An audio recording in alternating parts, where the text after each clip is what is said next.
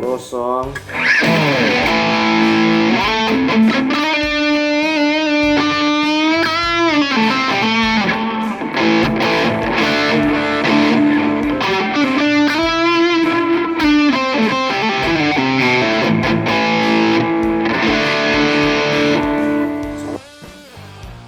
สบายดีลูกค้าเนาะมามื้อนี้สิมารีวิวเป็นซูมตัวนี้เนาะ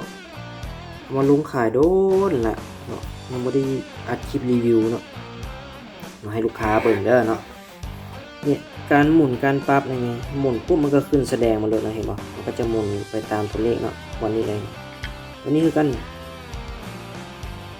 มันจะหมุนไปแล้วมันจะไปตามตัวเลขเนาะหมุนนึกมือเลยเอฟเฟกต์ใหม่ๆเจ้าของเพื่อนบริษัทแล้วเพื่อนก็เลยแบ่งปันให้ เนาะ001เนาะเลขลำดับเสียง แล้วก็ตัวที่2 002ตัวที่3 003เนาะเรากดเลื่อนนี่ก็ได้นะปึ๊บ4 5 6 7 8ไปจังซี่เนาะนี่คือกันเนาะอันนี้คือบ่ฮู้ว่าแม่นหยังอ๋อมันไปพรีเซตใหญ่เนาะลงมามันจะมาตัวเก่าเนาะแล้วเบิ่งหน้าจอเนาะให้เข้าใจนำเนาะคือตอนนี้เราอยู่ใน2แล้วเนาะ3 4เนาะ3 2ประมาณนี้เนาะแล้วเลื่อนขึ้นจังซี่มันก็จะไปพรีเซตใหญ่ปึ๊บมันจะไป12สิเนาะแล้วเลื่อนลงมันจะมา2ประมาณนี้มันจะไปทีละ10เนาะโอเคเนาะแล้วก็การหมุนการปรับอันนี้นี่เห็นแล้วเนาะเมื่อกี้นี้ยานบ่เห็นเนาะโอเคแล้วตัวนี้ก็เป็นวอลลุ่มเท้าเนาะมันก็จะดังงัดลงมันก็จะขึ้นเนาะมันก็จะเสียงเบาลงเนาะงัดลงเสียงแฮงแล้ววาวเนาะกดแฮงมันจะเป็นวาวหมดมันต้องได้ไปตั้งค่ากันเนาะมันต้องมีตัวใดตัวหนึ่งที่ตั้งค่าเนาะ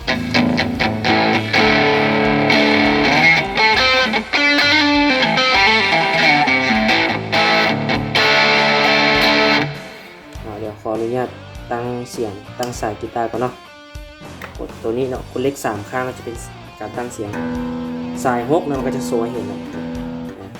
สาย5สาย4 3 4 2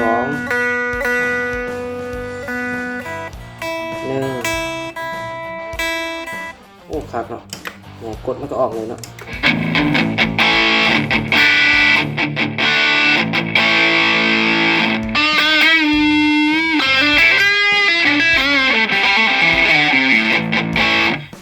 จะเป็นเสียงแตกแบบนั้นเนี่ยเนาะ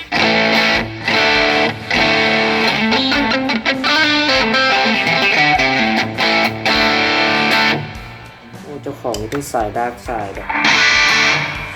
อะไรนะขออนุญาตซูมออกกันด้วยหวังว่าจะเห็นจอกันคักแล้วเนาะเนาะเสียงที่4นี่เขาแต่งมาบอกครับก่อนนะเสียงที่5นี่เอาเบิ่งเป็นเสียงที่5เด้อ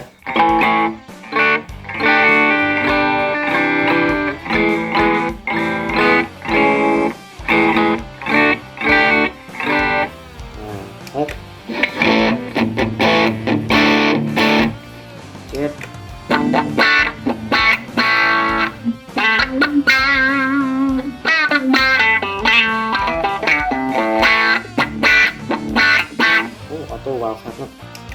8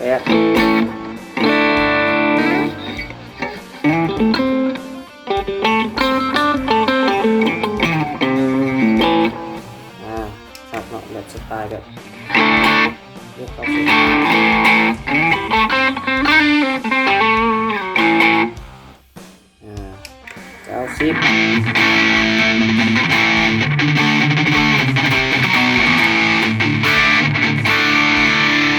เดี๋ยวจะ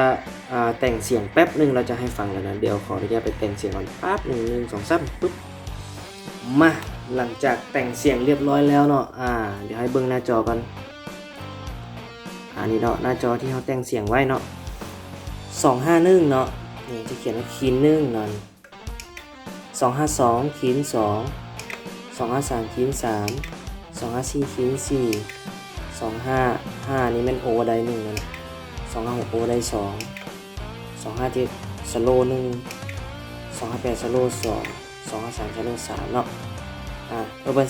259สโล3เอามาฟังตั้งแต่ตัวที่1ก่อนเนาะ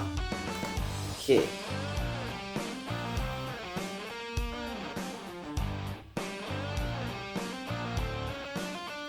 โอเคเนาะฟังเบิ่ง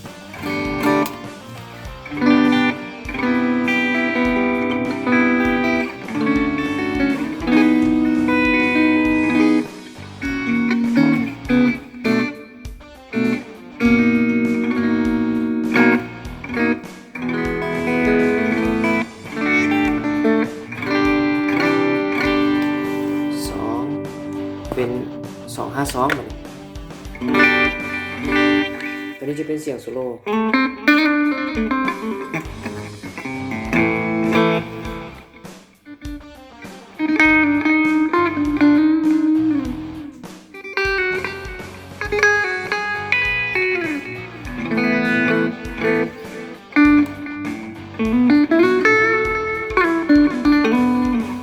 ประมาณนี้เนาะ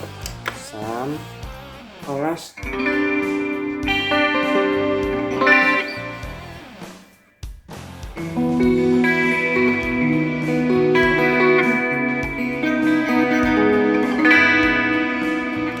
ประมาณนี้เลื่อนนี้ก็ได้เนาะCโซโล่พินแล้วไป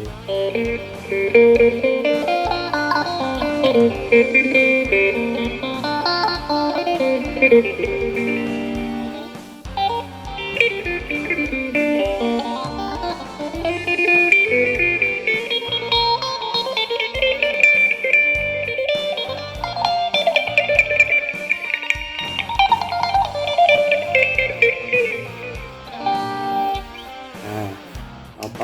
โอ้ได้เลย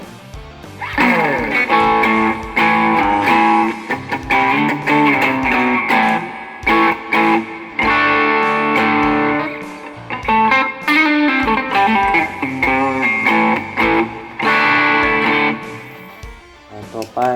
เป็นโอ้ได้2โซโล่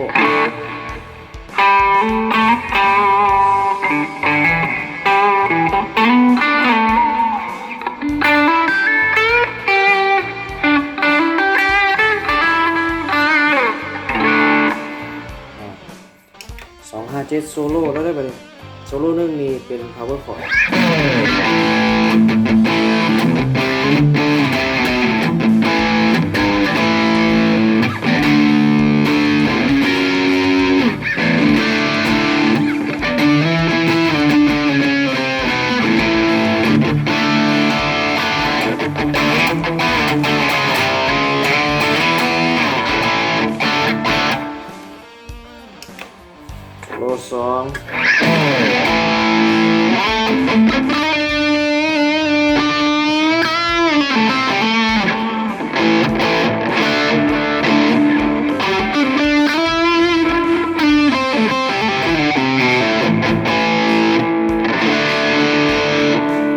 โล3สุดท้าย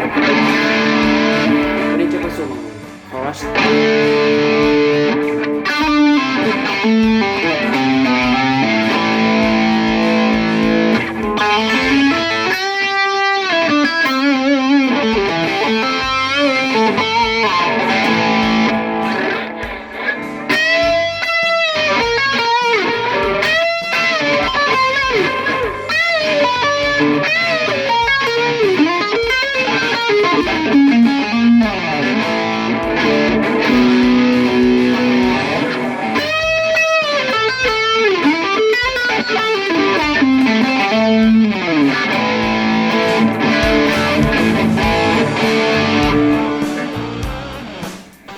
ประมาณนี้ก็แล้วกันเด้อเนาะสำหรับคนที่สนใจกัน